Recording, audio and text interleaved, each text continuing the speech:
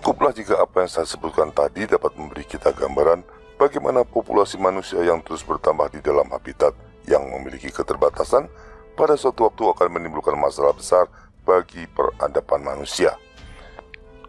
Berdasarkan masalah-masalah yang muncul dari manusia sebagai makhluk biologis ini, maka tatanan dunia baru akan menekankan upaya untuk membangun peradaban manusia yang sustainable atau berkelanjutan. Ini dilakukan dengan cara pengendalian populasi, mengurangi pencemaran lingkungan, mengembangkan pertanian secara organik, mengembangkan industri dan transportasi yang hemat energi serta ramah lingkungan, menekan penggunaan energi tak terbarukan dan sekaligus mengembangkan energi terbarukan, dan lain-lain. Tentu kita pernah mendengar istilah Sustainable Development Goals yang dicanangkan oleh PBB. Nah, itu adalah bagian dari agenda kaum globalis untuk membangun peradaban yang berkelanjutan di dalam tatanan dunia baru. Yang kedua adalah fakta adanya keberagaman manusia menurut suku, ras, dan agama. Sepanjang sejarahnya, keragaman ini kerap menjadi sumber konflik yang menimbulkan korban tidak sedikit. Berdasarkan masalah ini, maka tatanan dunia baru juga dirancang untuk bersifat inklusif, mampu mempersatukan beragam kelompok manusia secara damai dalam satu masyarakat global tanpa terganggu oleh masalah perbedaan suku, ras, ataupun agama. Ini dilakukan dengan antara lain memaksa banyak negara untuk menerima kaum imigran hidup berdampingan dengan penduduk asli, meniadakan batas-batas antar negara, mengkriminalisasi setiap ucapan atau pemikiran yang menyinggung kelompok lain sebagai ujaran kebencian atau rasis, mengembangkan semangat toleransi dan pluralisme, dan juga mengembangkan semangat ekumenisme untuk mempersatukan semua agama. Singkatnya, tatanan dunia baru yang dirancang para elit globalis bertujuan untuk membangun sebuah peradaban dunia yang sustainable dan inklusif. Sekilas tatanan dunia baru ini adalah gagasan yang baik dan sangat masuk akal. Maka banyak kalangan yang mendukung gagasan ini dengan antusias, mulai dari pemerintah, organisasi-organisasi non-pemerintah, para aktivis sosial, industrialis, para pelaku ekonomi, para selebritis, bahkan kaum intelektual dan kaum religius. Sayangnya gagasan ini hanya cantik dalam teori, tapi sangat mengerikan dalam kenyataan. Kita hendaknya belajar dari sejarah bagaimana ide-ide Marxisme dan komunisme yang juga tampak bagus dalam teori akhirnya berubah menjadi sistem totaliter yang menindas kemanusiaan.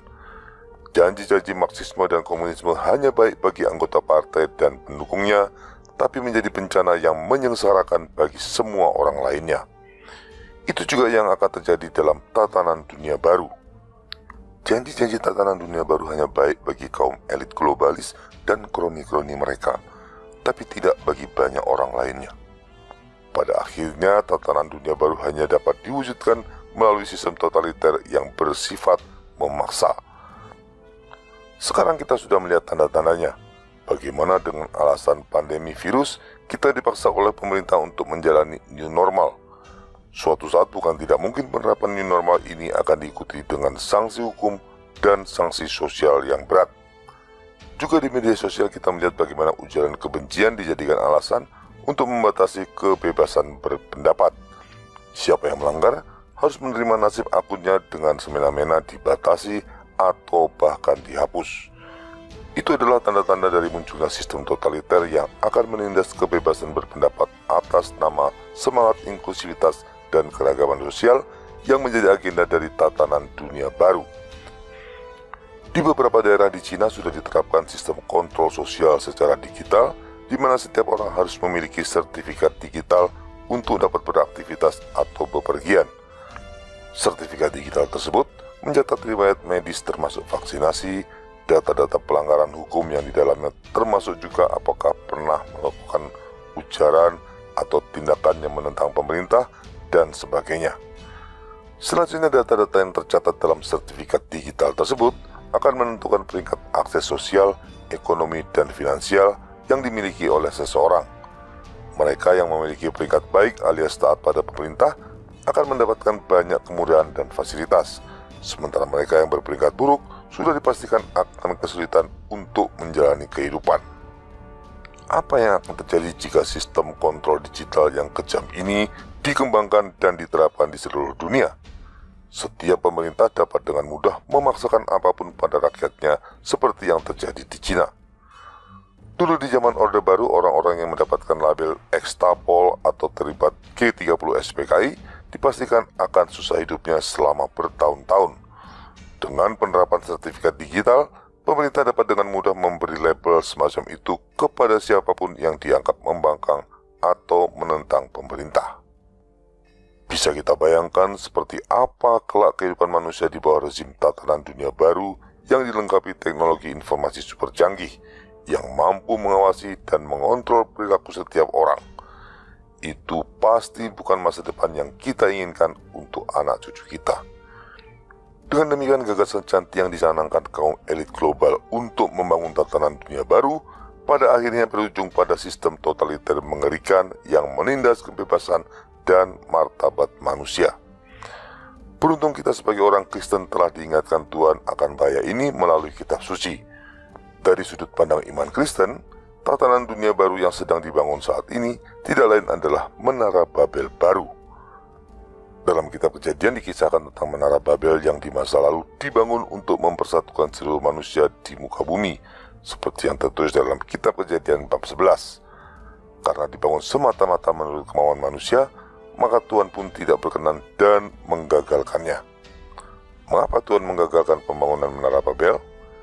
Karena bangunan itu dibangun demi kemuliaan manusia sendiri dan tidak menurut kehendak Tuhan.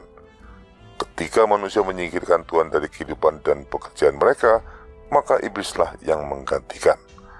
Pada akhirnya iblis akan membuat kehidupan manusia dipenuhi kejahatan dan pekerjaan mereka juga akan diarahkan untuk menuruti rancangan iblis.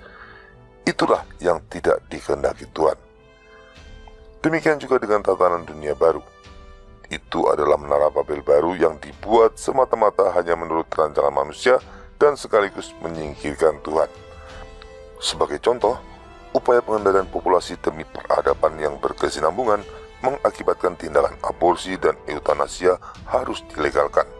Demikian juga gaya hidup dan perilaku LGBT harus diterima sebagai kewajaran. Sementara itu, ekumenisme semua agama demi peradaban inklusif jelas bertentangan dengan iman Kristen.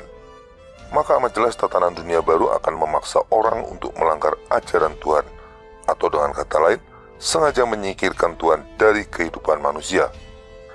Akibatnya tatanan dunia baru ini kelak akan penuh dengan dosa, kejahatan, dan sekaligus penindasan terhadap manusia.